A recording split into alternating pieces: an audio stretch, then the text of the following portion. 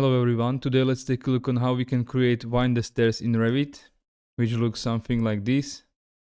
As you can see, for example, here in this situation, or when you have, let's say, a triangular stair that looks like this one.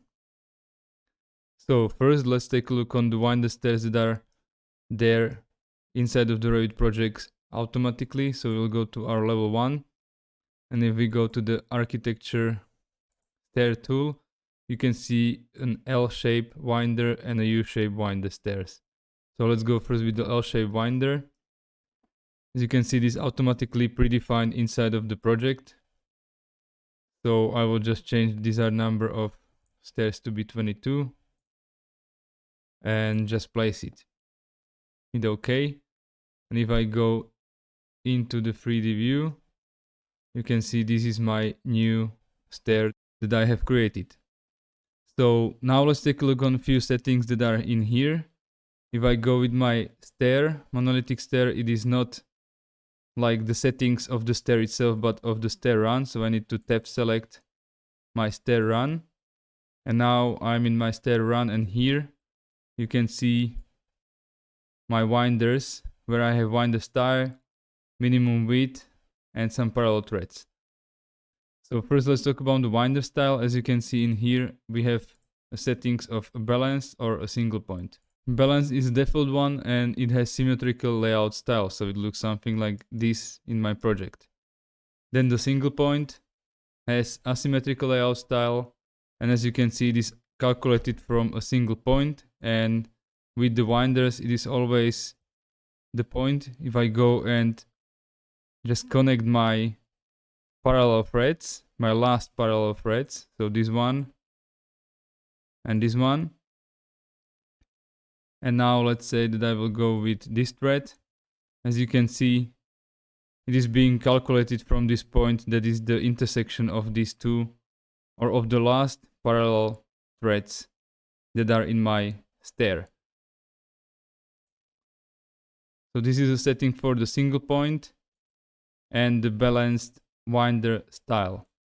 Now let's talk about the parallel threads at the start and at the end. So as you can see, my winder stairs now starts at the third stair, and if I want to change these and have more parallel threads in here, let's say that I want to have here still threads that will go like this, I need to change these in my instance properties.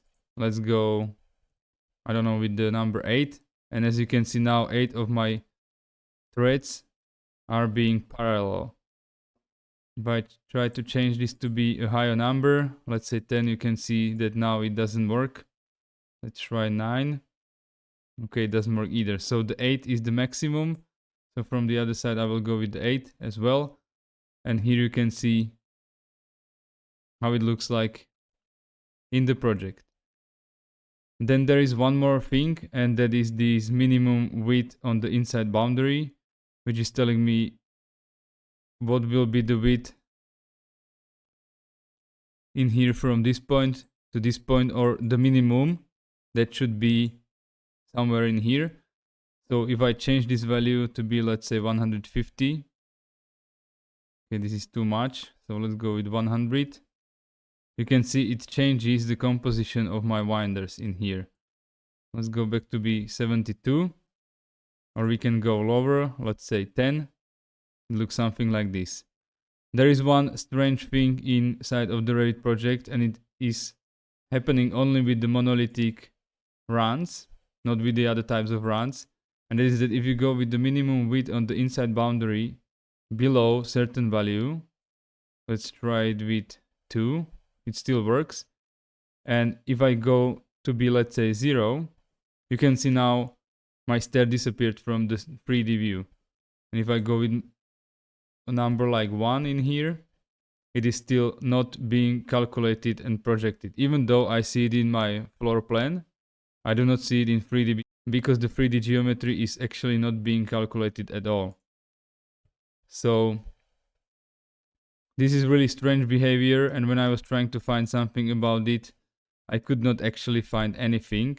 The weirdest thing about this is that if I now change this stair to be, let's say, assembled stair, and I select my stair run and do the same thing, and I go to be a 0, you can see that the stair works.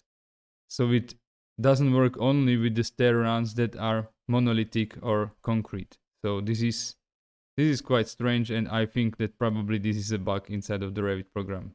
Okay, I will change this now back to be a monolithic stair. And let's change this again to be, let's say, 50, so we can see it.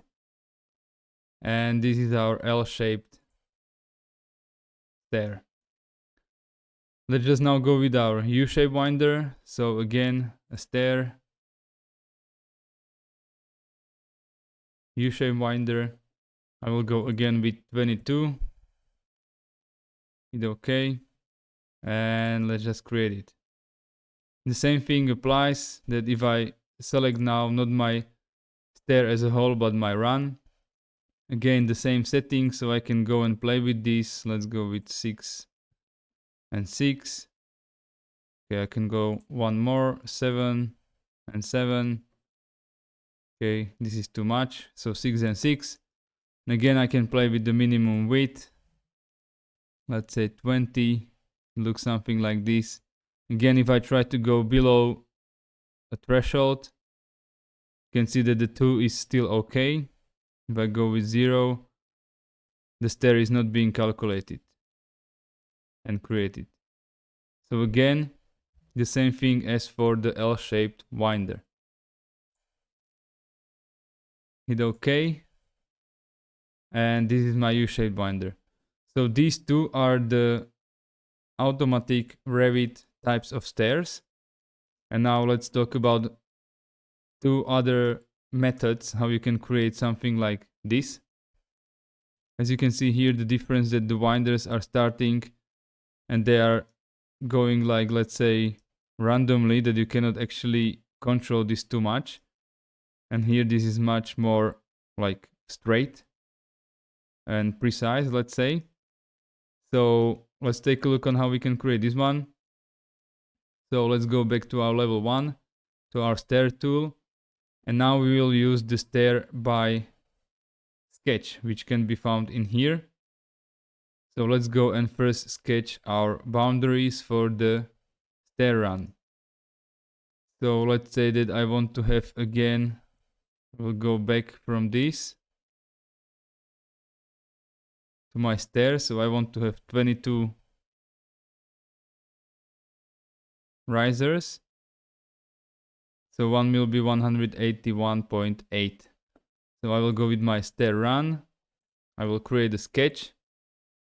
And let's say that I want to have 300. So I will go 10 times 300, which is 3000. Then 1000 for landing.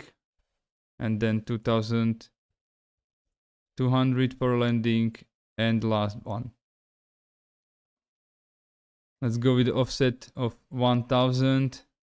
So this will be the width of our stair. I will just trim this.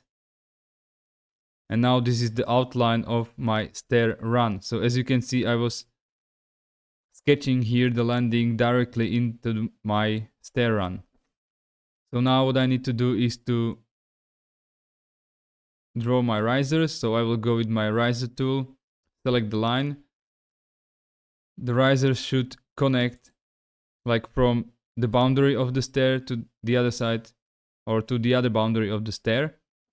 And this way the stair riser will be created. As you can see, when I draw this, I have my, let's say, account in here saying that this is one riser is created and 21 are remaining. So I will just go and continue creating. Unfortunately, I cannot use the array tool in here, so I need to just copy them. So let's go with 300. And now I will copy this around my stair. Now, as you can see, I have 11 risers created and 11 remaining, and I will need to have 2 more in here. So I have created one more, so I will just make this little bit shorter. And I will mirror this around to the other side. So as you can see, I have 2 rises remaining. Now the last thing I need to create is the stair path. So I will use the stair path in here tool. And again, sketch with my line tool. And let's go to the middle, like this, and in here.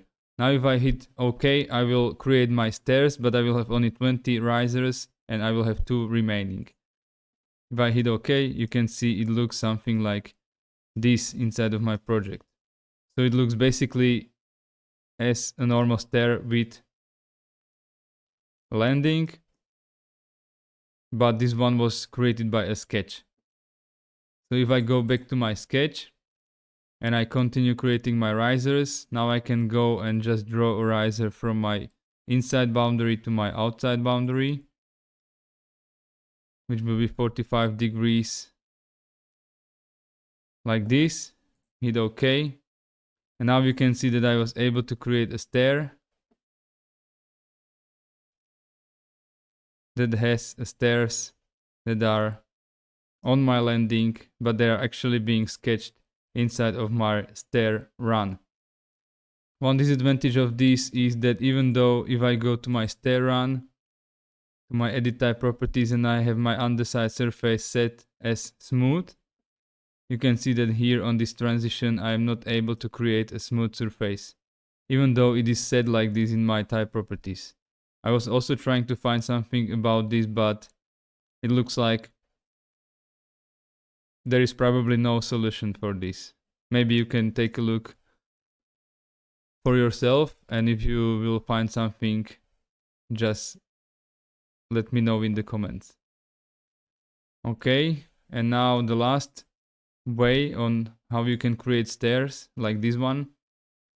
So I will go with my stair tool again. Now the runs, I will change the number to be 22 again. For the runs, I will use the automatic straight run. So I will just create 10 risers and another 10 risers. The stair landing is being automatically created. So I have my stair run, my other stair run, and my stair landing. And this time we will be sketching the stairs inside of the landing. So we need to first convert this automatic landing to be a sketch-based landing. We can do this by using this convert tool in here. So I will just go and convert this, hit OK. Now I can go and edit a sketch. And you can see I am inside of my sketch for the landing. So I will just go and draw my landing boundary like this one. And I will just delete all of this. Hit OK. Unjoin, and you can see that I have my part of the stair, let's say a thread, created, but it is created by a landing. Now I can just go and mirror this landing around this axis.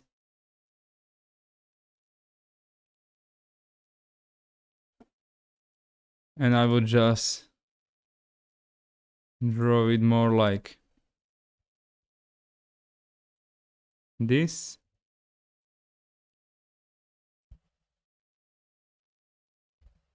And again, a stair path.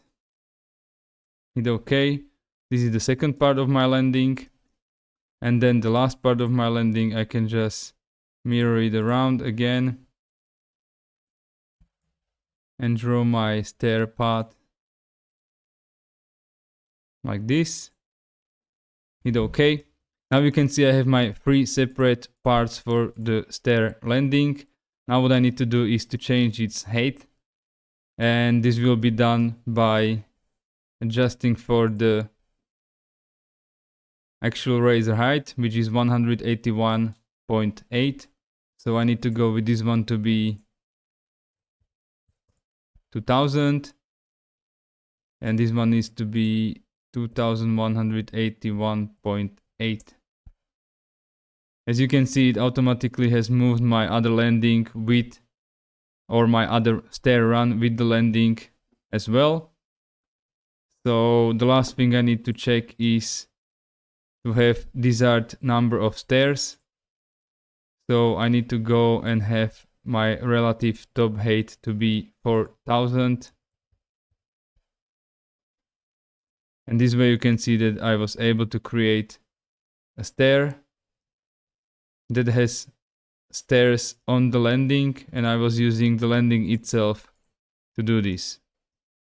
Again, the underside surface is not smooth, so this is one disadvantage of using this technique as well.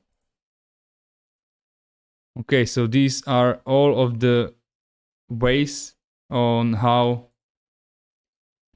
you can create a winder stair or a stair that has a stair like this on the landing inside of the Revit project. If you know about something else, let me know.